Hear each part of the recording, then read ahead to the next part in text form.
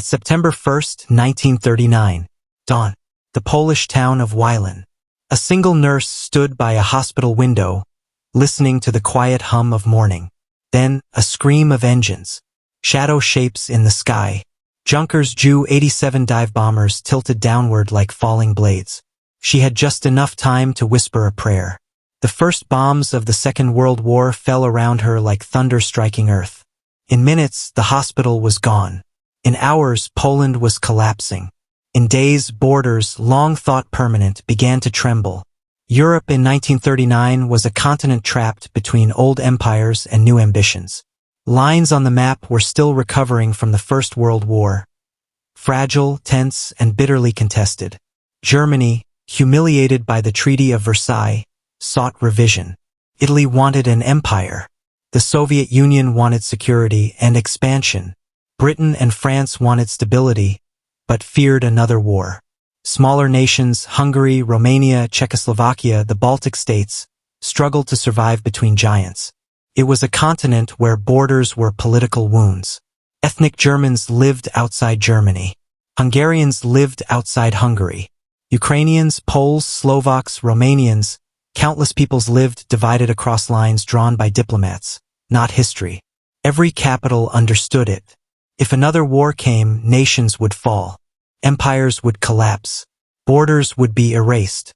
The stakes were not just territory. They were identity, language, memory, survival itself. Long before tanks crossed into Poland, Hitler had already changed the map. 1936, Rhineland remilitarized. A gamble. Britain and France did nothing. 1938, Austria disappears. The Anschluss folded it into the Reich without a shot. September 1938, Munich, Czechoslovakia, a democracy, was carved apart, while its leaders waited outside the room where great powers decided its fate. March 1939, Czechoslovakia dissolves. Hitler's troops enter Prague. What remained becomes Bohemia and Moravia. Slovakia becomes a German client state. Borders that had existed for only 20 years disappeared in less than one. The European order was unraveling. August 23, 1939. Two dictators, Hitler and Stalin, cut a secret deal. A line drawn across Eastern Europe. Poland divided. Finland, Estonia, Latvia, Lithuania assigned to Soviet. The continent was being partitioned before the war even began. September 1939. Germany attacks from the west. Soviet tanks roll in from the east. Poland is erased from the map. Not for the first time. Not for the last. Its government flees. Its people are divided. Its borders vanish. In 6 weeks, a nation of over 30 million is conquered. Western Europe falls. 1940. Denmark submits in hours. Norway collapses after a fierce fight. Belgium, the Netherlands, Luxembourg, all conquered. France, the Great Republic, falls in 6 weeks. A German puppet state rises in Vichy. The map of Western Europe is now a gray expanse of Reich territory, protectorates, and occupied zones. For the first time since Napoleon, one power dominates nearly an entire continent. The Balkans unravel. 1941. Yugoslavia is shattered. Greece is occupied. Romania and Hungary join the Axis, hoping to regain lands lost after World War I. Borders shift like sand beneath the feet of millions. Territories change hands violently. Transylvania, Bessarabia, Macedonia, Slovenia. The old order is collapsing faster than anyone imagined. June 22, 1941. Germany invades the Soviet Union. Within months, Lithuania disappears into German occupation. Latvia and Estonia fall again. Belarus becomes a killing ground. Ukraine becomes a battleground. Two visions, Nazi and Soviet, collide with millions of lives trapped between them. Europe's eastern map becomes a field of smoke, ruin, and death. Winter, 1943. German soldiers freeze in the ruins of Stalingrad. Stars blink above a city reduced to stone dust. Inside a basement, a German officer dictates the last message of the Sixth Army. When Stalingrad falls, the map begins to shift back, violently, relentlessly. From 1943 to 1945, The Soviet Union pushes westward. Ukraine retaken. Belarus liberated in Operation Bagration. Entire German army groups destroyed. The Baltics fall under Soviet control again. Poland's borders shift west as Soviet policy becomes clear. Germany will shrink. Poland will move. The USSR will grow. Cities change hands. Frontiers move. Populations flee, vanish, or are forced out. The old Europe is dying. D-Day and the collapse of Nazi Europe. June 6, 1944. Allied troops storm Normandy. France rises. Belgium liberated. The Netherlands freed after starving through the hunger winter. Italy, already divided by war, moves slowly toward liberation. The Reich contracts. Its borders crumble. The map shrinks around Berlin like a tightening fist. April, May 1945. Soviet artillery shakes the earth. Berlin burns. Civilians hide in cellars as the city is torn apart. Hitler dies. The Reich dies with him. Across Europe, silence begins to fall. A silence that will not last long. Because now comes the reconstruction, the redrawing, the decisions that will define the next century. 1945. Germany is carved into 4 zones. Berlin is split not by a wall yet, but by political reality. One country becomes 2. West Germany, democratic, rebuilt through the Marshall Plan. East Germany, a Soviet satellite, sealed behind the Iron Curtain.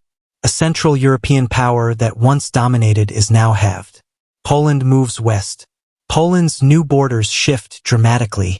The east is taken by the USSR lands now in Belarus, Ukraine, Lithuania. To compensate, Poland receives former German territories, Silesia, Pomerania, the city of Gdansk. Millions are forced to move. Ethnic Germans flee or are expelled. Poles are resettled from the east. A nation is uprooted and replanted. Poland survives, but in a new place on the map. The Baltic states absorbed.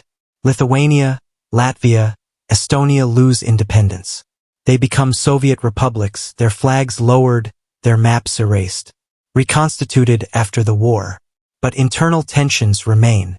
In time, another break will come, peacefully in 1993.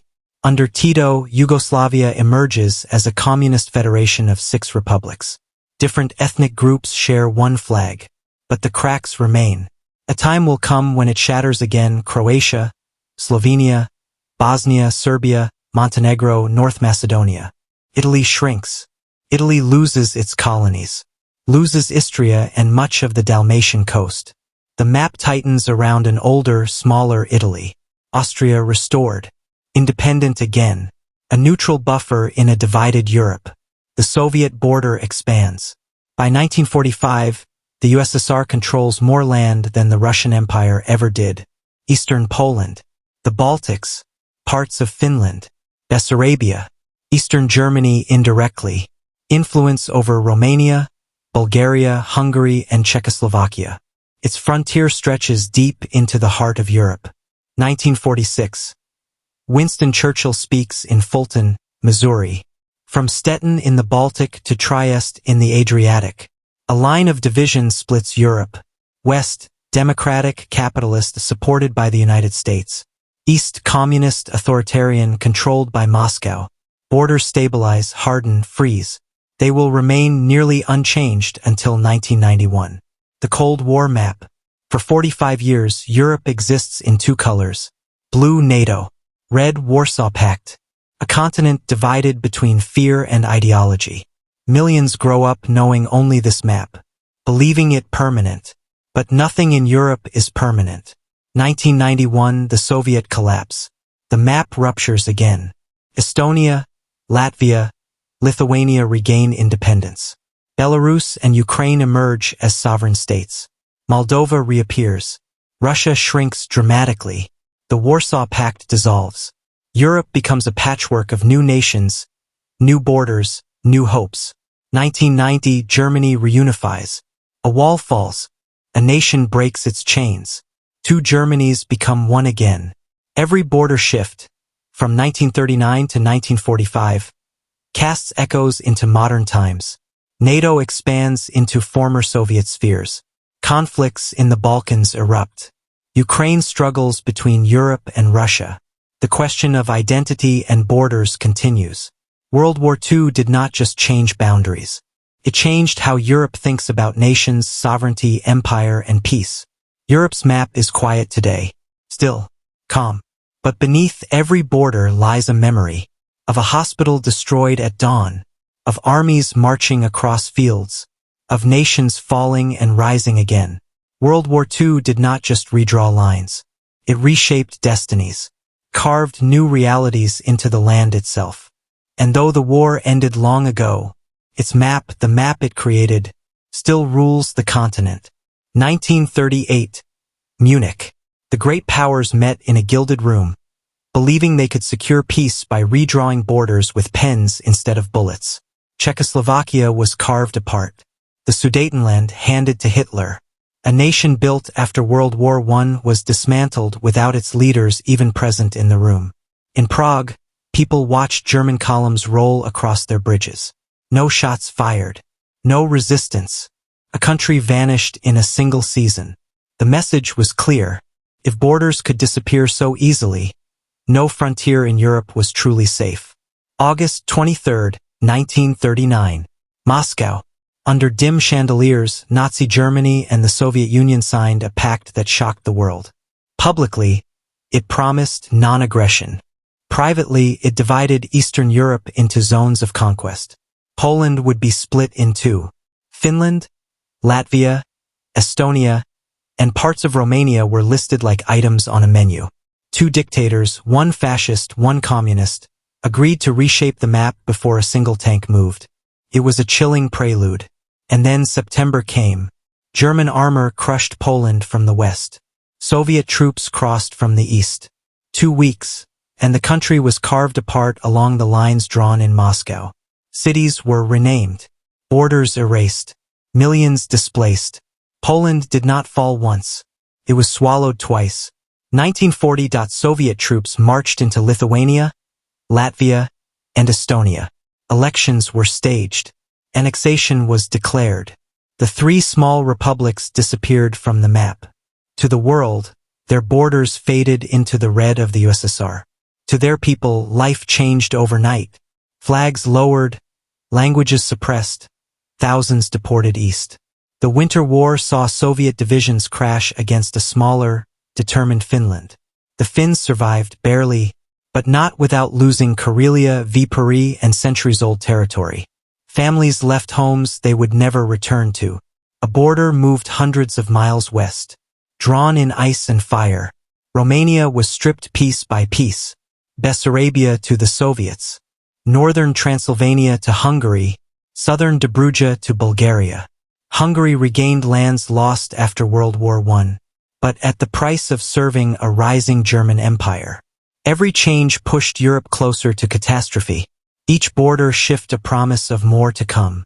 By 1941, Europe bowed under the shadow of the swastika. France, defeated and divided. Yugoslavia torn apart. Greece occupied. Norway, Belgium, the Netherlands, all under German rule. Nations that had existed for centuries were reduced to occupied zones.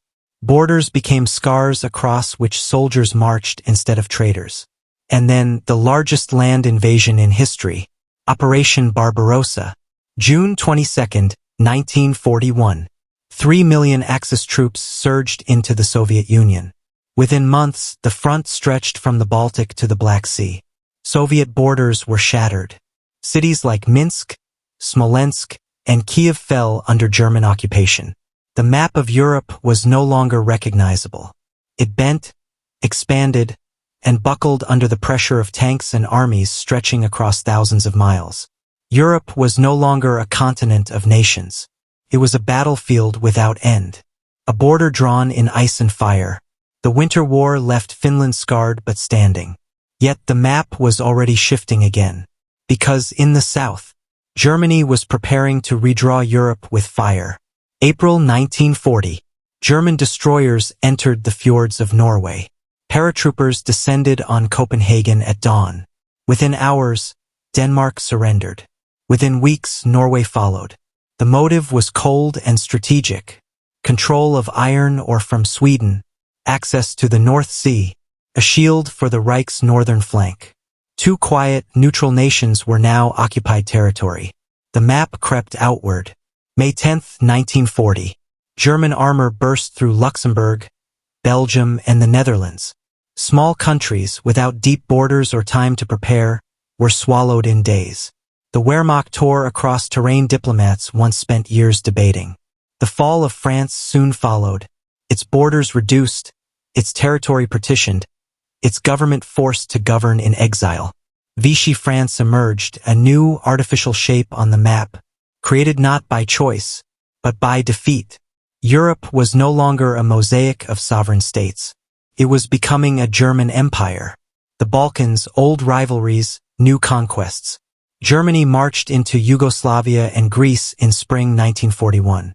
Ethnic tensions, Croats, Serbs, Bosniaks, Macedonians were exploited, manipulated, weaponized. The old kingdom of Yugoslavia shattered into fragments. Occupation zones, puppet states, partitions. Borders shifted not once, but many times, each new line deepening wounds that would bleed again later in the century. June 22, 1941. At sunrise, the largest invasion in history tore open the frontier between Germany and the Soviet Union. 3 million troops surged toward Leningrad, Moscow, and Ukraine. Behind them came new maps, plans for a German East, a realm of conquest stretching far beyond the old borders of Europe. Ukraine, Belarus, the Baltics all fell under German occupation. Entire regions were reorganized, renamed, repurposed. The Nazi vision aimed to erase nations entirely. But the tide would turn. And when it did, the reshaping of Europe would accelerate with unimaginable force. By 1944, Soviet forces pushed westward across a 1,000-mile front. Every liberated city had a price. Every frontier crossed meant another border was about to move. Poland's new outline took shape first, shifted west, losing land to the USSR, gaining former German territory in return. The old Polish East, Wilno, was absorbed into Soviet republics. Cities with centuries of Polish culture became parts of Ukraine, Belarus, and Lithuania. Millions were uprooted. Families moved west into homes once occupied by Germans. The change was immediate and irreversible. As the Reich collapsed, Allied leaders met at Tehran, Yalta, and Potsdam. Their pens were as powerful as armies. Germany would be split into zones. Berlin divided. Its eastern lands, Silesia, Pomerania, East Prussia, carved off permanently. For many Germans, the road home no longer led to Germany. Their towns were gone, transferred to Poland or the USSR. A nation that once aimed to dominate Europe was now fractured by it. By late 1941, German rule stretched across millions of square kilometers. But these lands were not annexed simply to govern. They were meant to be remade. Cities renamed. Regions carved into Reichskommissariats. Maps redrawn with chilling precision, as if destiny could be measured with rulers and ink. But the Eastern Front did not break. It bled. 1942 to 1943. Stalingrad, Kursk, the Dnieper. The Red Army pushed west, retaking fields, towns, and borders once swallowed by the Wehrmacht. Every mile reclaimed rewrote the continent once more. The Baltics retaken. Belarus restored under Soviet rule. Ukraine liberated yet forever changed. As the front moved, national boundaries shifted beneath the boots of millions. And when the Soviets finally reached Poland again, the map that returned was not the map that had been lost. At the Tehran and Yalta conferences, the Allies made a decision that would reshape Central Europe. Poland would be shifted entirely westward, its eastern lands absorbed by the USSR, its western lands taken from a defeated Germany. Entire provinces exchanged hands. Cities changed names overnight. Millions of Germans fled or were expelled. Poles left ancestral homes in the east and resettled in former German towns. A nation survived, but not where it once stood. 1945. The Reich collapsed. When the smoke cleared, Germany's borders had shrunk dramatically. East Prussia vanished. Silesia and Pomerania went to Poland. The Sudetenland returned to Czechoslovakia. Then came the final, defining cut.